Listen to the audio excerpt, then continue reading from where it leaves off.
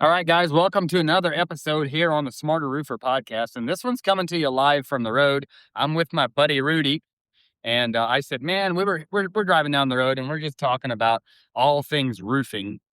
And I'm like, you know where is a better place than, just driving down the road and having a conversation? We're just going to turn the phone on. We're going to capture um, Real time. real time. That's right. So maybe the audio quality won't quite be what it normally is when we're sitting at the studio with our big fat mics in our face, but we don't really care because No, let's roll. this is real life. Yeah. This is real life. So we were talking about a couple different things, but the first question that comes to mind, and we hear this from a lot of different people, how do you see 2026? What's the forecast? What's the roofing forecast for 2026? Yeah. How do you see that? Yeah. And so People that's- ask it. Oh, that's I've had different on and people on. ask. Roofing forecast for 2026. What do you think?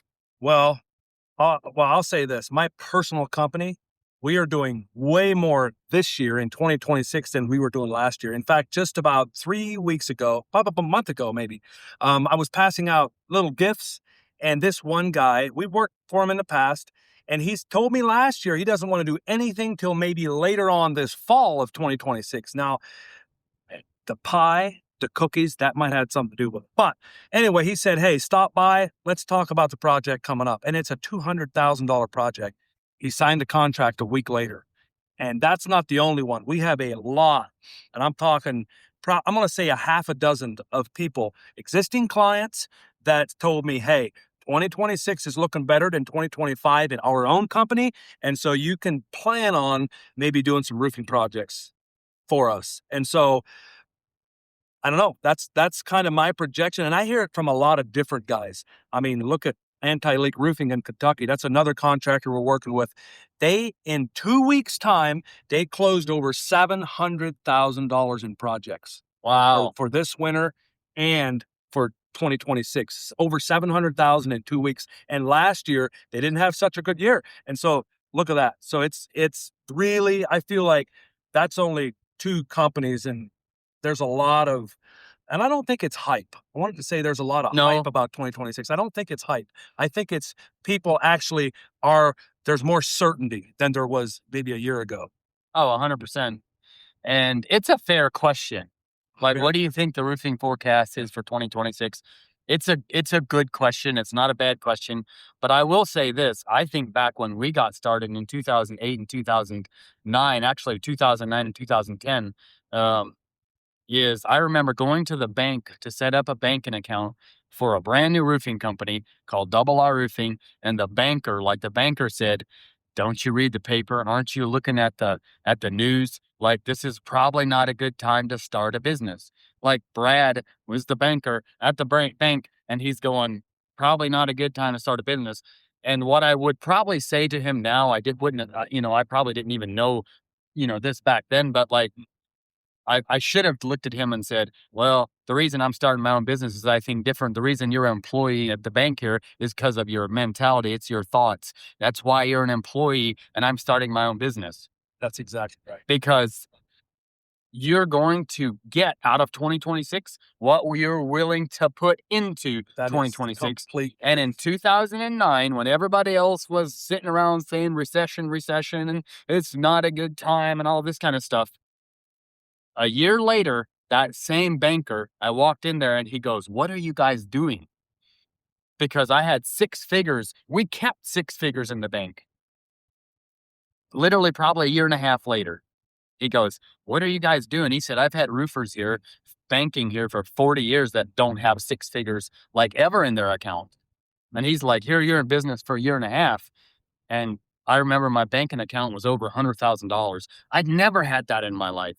Wow. And I'm like, we didn't open the news. We didn't read the news. I didn't pay any attention to that. I said, man, we're going to get out of this year what I'm willing to put into it. And I didn't have money for advertising. I bet I did almost 1,000 cold calls that year. Because when you grow your network, you will grow your net worth. I didn't understand that year. I just went out and I was like, if they don't know about me, they got to know about me. It ain't my fault if my phone, it ain't their fault if they're not calling me. It's my fault because they don't know about my company. Exactly. And so I've always lived like that in that year. And we grew from nothing. We grew that first year into it. We had a good first year. And I'll say this about, most of you guys are listening. You're in the coding market. You're in the restoration industry. And I'll say this, even in a down economy, a lot of these guys don't have a choice but to do, to utilize a system on their roof that is, cost effective. They don't want to tear that roof off because it's expensive to tear that roof off. And so even in a down economy, get your name out there. They don't want to spend $1 million to tear that roof off. Maybe for 250 grand, you can go do a restoration on that roof. And so I think that coatings are really uniquely positioned in that way, that in a down economy, we're still going to be doing repairs. We're still going to be doing restorations. In a really good economy, I know 5, 6 years ago, we lost multiple jobs that were perfect to do restorations on, but they said, nah, we're going to go ahead and spend $1.5 million to tear the roof off. Wow. Because times were good. They could afford it. And so a lot of what you're going to get out of 2026 is directly proportioned to how much you're going to put into this year.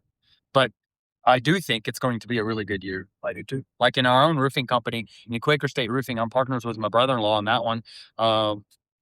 Like we're bidding jobs verbally. I think we got some big jobs. I mean, I just bid one a week and a half ago that Tony and I were on that, verbally he said, hey, we're going to pull the trigger on it. And so, yeah, get out there. Like it's what you're going to get out of this year depends on what you're willing to put into this year. And the people that put in a lot of time and effort and, marketing, getting out there, you're going to have a good year. Absolutely. And that brings me to the next point of Elias, you built Double R Roofing back in 2008. You and your brother, Matt, you built that company. I mean, in 5 years, you had a really, really successful company and you sold that company. And then 2 years ago, you're helping your brother-in-law with a roofing company, starting up another roofing company. And you're in the middle of, I'm going to guess 25, 30 very, very successful contractors, commercial roofing contractors. And so you hear a lot of, I'm saying a lot. Like every time we gather around with 5 or 6 contractors, this is always something that if they don't even ask it, I know it's the back of their heads because I thought that. And so competition, what do you guys do about competition? And so it's interesting to me that you starting a company brand new and you did come out with $1 million to start this company. Could you tell us how does that look for you? What did you experience? We just did what we did the first time I ever started a company there. And, just last night, a guy at the meeting asked that question, how much competition is there? And it's not a bad question. But I would tell you, do not focus on your competition. Like, don't focus on your competition. I don't care what you're going to do. There's always going to be competition. What you need to focus on is what do you have to do to get your name out there?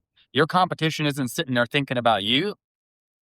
They're just focused on what they got to do to grow their business. That's all you have to do. And Tony asked that question. My brother-in-law, Tony, came to me and he said, this was 3 years ago. He said, I'm thinking about starting a business. And he had a couple business ideas, like maybe I'll do this. It was a couple different things. And roofing was not one of those things that he had thought about starting a business.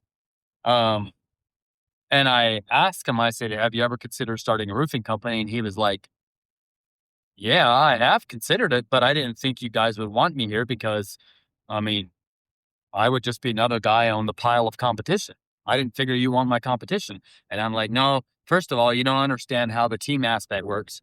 I said, why don't you come over for dinner? And we sat that night and he set up his account and I told him, he's a great kid. And I told him I would actually be interested in doing some kind of a partnership because I get a fair amount of roofing leads because I've been in this game so long. I do get some roofing leads, like guys call me, other contractors that don't do this, that know what we do. And so he started a roofing company. The first year, literally in the most saturated area in all the United States, like if you look at where the number one volume of products from Conklin gets sent to, it's in Western Pennsylvania and it's in Eastern Ohio. Yeah. And we're in there. And I told Tony was like, you don't think that, we have like, there's enough guys here? And I'm like, listen, our biggest competitor in our area is not our own guys. Our biggest competitor in our area is a company called Simon Roofing. Yes. They're doing north of $75 million every year. In one company, they do exactly what we do. I told Tony, we don't need $75 million worth of business. I'm like, listen, all we need is about $1 million, $1.5 million, maybe $2 million. And I said, don't worry about your competition. You just go out and take care of yourself. You don't need 100 clients. You need 15 or 20 good ones. That's exactly right. And so he went out there. I did not fund that company. I said, you got to go build it like I had to build it. We're going to make mailers. We're going to get flyers. You got to get on the road and you got to introduce yourself to people because the process makes you the person that you need to be to run $1 million company. And so this last year was our second full year. We were in business about 2.5 years. And last year we did right at $1.5 million, all coatings. We didn't do one TPO roof, not one PVC roof, all coatings. Wow. All coatings. Wow. And, and so don't worry about your competition. Yeah. You go to the drawing board and you figure out, what do I have to do to make it successful? Because while you're sitting there worried about your competitor, some new guy is going to come in and grow a big company right in your backyard. It's called hunger. If you missed the Leadership Essentials seminar, you can now get the full recordings, plus a whole list of solid bonuses. That includes a 4-week live Zoom masterclass on sales and closing using the 4 Natures framework, so you understand how different people think, decide, and buy. Check it out at smarterroofer.com/lead and grab the Leadership Essentials recordings, the upcoming live masterclass by Elias, and more. That's smarterroofer.com/lead. Hunger, baby. I have a question, Tom. I have another similar story about my brother Levi. You know my brother Levi. Yep. So I was in business. I started my company in 2015 here in Pennsylvania. Well, then, I don't know, maybe 8 years later, my brother started his company. And, again, I don't think my brother really, he understood it, the whole, how it works and this and that, but it was kind of a question, are there too many people here? Well, let me tell you something. He went out and this year he's going to be a preferred contractor. I'm pretty sure, and we're going to talk about advertising here in a little bit, but I'm pretty sure his first drop of mailers, he got like 21 calls. Oh. It was something crazy. And what was crazy, in our hometown, Meadville, Pennsylvania, in our hometown, he got at least 2 or 3 calls off of, in that little town where most of the roofers are around Meadville, Pennsylvania. Oh, yeah. So I'm telling you guys, you got to be hungry. You got to want it because, yes, you can create any objection that you want. But at the end of the day, you know what? You just go out there and you make it happen because those are the people that are successful. And if you don't, somebody else will. Somebody else will just come right in here, just like Elias was talking about. You know what? And before you know it, dude, he's got a really successful business. Well, the reality is he went through all the disappointments and he was committed and he made it. And so we're going to talk about advertising. How does advertising look for contractors in 2026? We got way more snow than we've had in the last 5 years, I guess.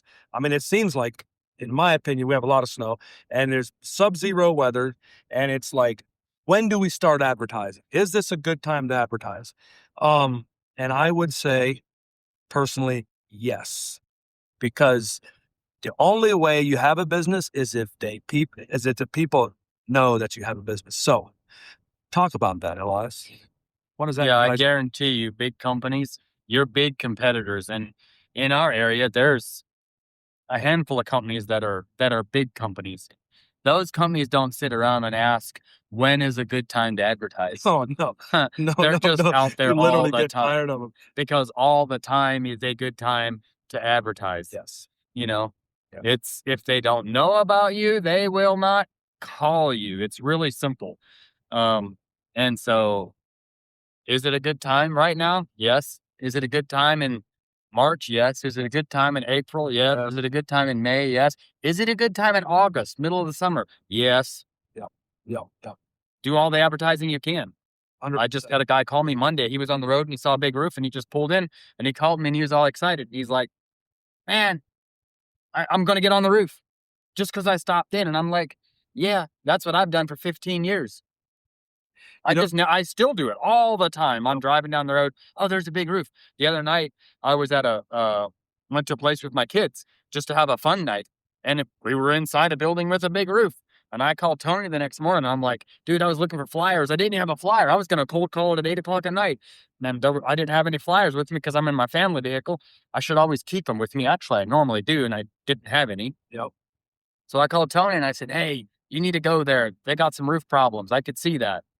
And you might think the roofs are not leaking this time of year, but I have had 3 conversations in the last week where people were out shoveling snow, scraping ice because the building owners were having leaks because of heat loss. See, when the building is hot, like heated inside, and it's not insulated very well, guess what? The snow and ice is melting from the bottom side up. And that, my friends, will create leaks. And in fact, Rich actually showed me a picture last night of an MR metal roof, and all the screw heads were showing. There's probably 3 inches of snow on the roof, and all the screw heads on the whole building was melted off. Just the screw heads. Isn't that amazing? The heat's coming right up the screw heads and melting that snow, and it was leaking.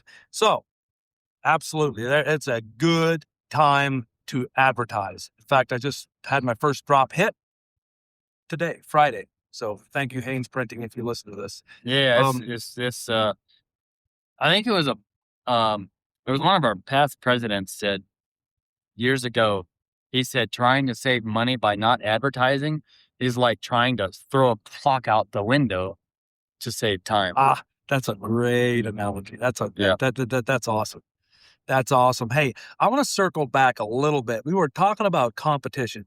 Yep. And I will say this. If it is a competitive industry, you can make it wherever you want to make it, but set yourself apart because the building owner is going to buy you, not the coatings. I know that sounds weird, but I mean, yes, they want a very good product and we have a good product, but I always like to ask them, where's the problem? And then listen, because sometimes the problem's not always the roof. It might be a gutter that's iced over. It might be gutters overflowing in the summertime to not enough downspouts. It could be anything, but just listen to your building owner, because the last guy might have went in there with a roof quote and he just says, dude, I'm going to do your roof. I'm going to do your roof. And that's the problem. But it might not be the problem. So just set yourself apart. And when you're putting your bids together and you are doing something with the downspouts, you are doing something with the gutters or whatever it is, make sure and put that on your contracts, because that's very, very important. Because if your competitor is putting 3-4 things on an itemized list and you're up to 12 things that you're doing, cleaning out the gutters is another thing. Just as simple as cleaning out the gutters. If there's leaves around or if there's trees around the building, ask if you can trim their trees for them. There's a pile of things you can do to set yourself apart. And I feel, especially where there's a lot of contractors, just set yourself apart. That's all you need to do. I don't know. I know early on when we started doing roofing, we ran everything straight out of a tablet. That first year for sure, like I hand wrote my bids. That's very unprofessional. Very unprofessional. Very unprofessional. In today's day and age, I know most of the guys on here listening, you got a good software program and you're writing professional contracts. But I would tell you, if you don't have a good system for writing clean professional contracts, make sure you're writing a clean professional contract, because they will look at what you submit to them. They will look at as like a representation from your company. If you're the third guy and yours is like handwritten and maybe a little sloppy, or there's words misspelled or whatever, they're going to look at that. Some years ago, a building owner told me, I did follow-up on a roof for one of my contractors, and the building owner said, He said, no, we went ahead and gave it to somebody else. He said, tell your contractor that the reason he didn't get the roof is because his contract was so sloppy. He said, we said if he doesn't do the roof better than he does the contract, we're screwed. Dude. It was a nice big roof. And so another company got it because of their level of professionalism on their contracts. And that's the easiest part, guys. Oh, yeah. You work so hard to get all those leads. Oh, my Make word. sure your presentation is on par and on point. Yeah. And I know that sounds elementary, but I guarantee there's a few guys that are listening that are going to be like, okay, we better do that. Better step our game. Another thing I would tell you, if you're not using company cam, you're getting left behind. That's a must. You got to use company cam. And it's an app. You download it. It's so simple to use. I mean, I grew up Amish and it's easy for me. So 100%. And I would say the same thing. Now, some of these use company cam. Some of these apps to submit contracts and things are complicated for me, but I have a guy in place to do it. But I'm telling you, this is from me. If I am bidding against another contractor that is using ink for their proposals, and like the building owner might just push the contract and, hey, I got a quote here and I see it's ink, I'm like, I'll get this project. Literally, that's what I'm telling myself, because it is so important. Yep. Because like you said, a lot of times when people use ink, their words are misspelled. It's not professional. No. It's not professional. That ship has sailed. A long time. 10 years ago. Yep. That ship has sailed. So another thing I would tell all of you guys on here, really, really important, is your follow-up.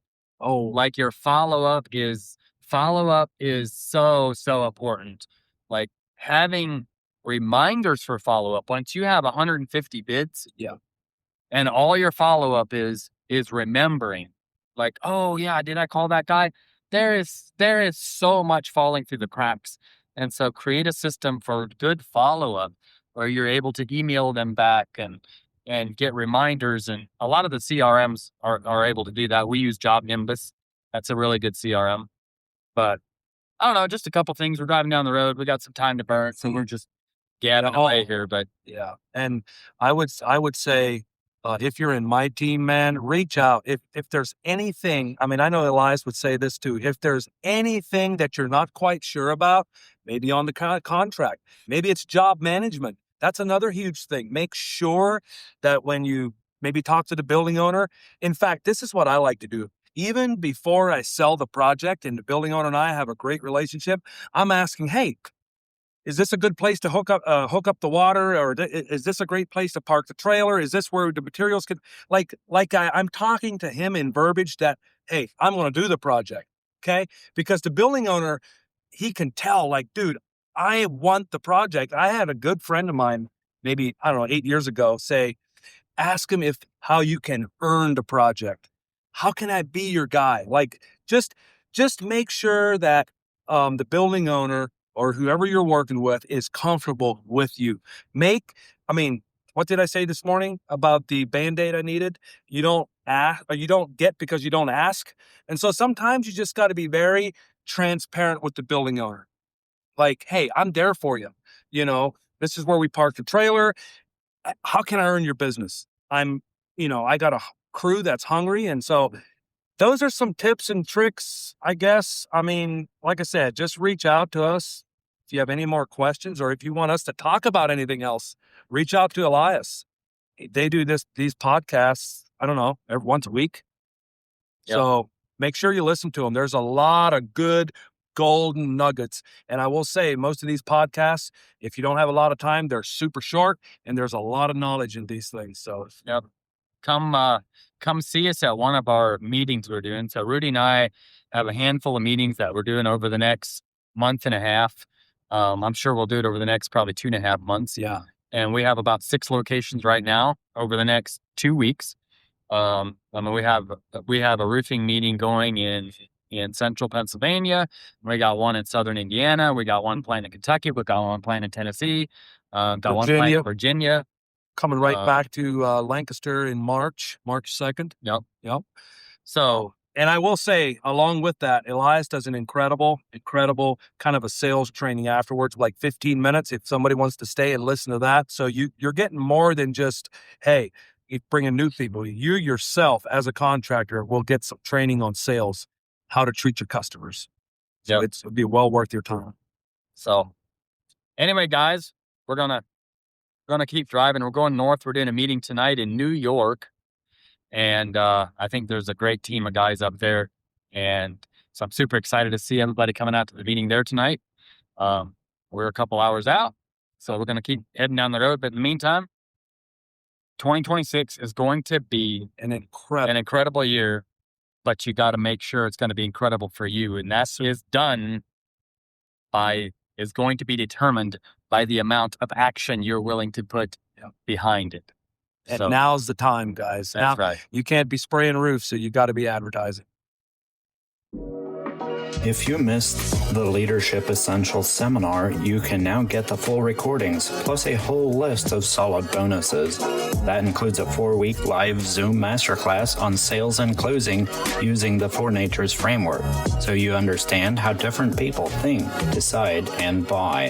Check it out at smarterroofer.com/lead and grab the Leadership Essentials recordings, the upcoming live masterclass by Elias Raber, and more. That's smarterroofer.com/lead.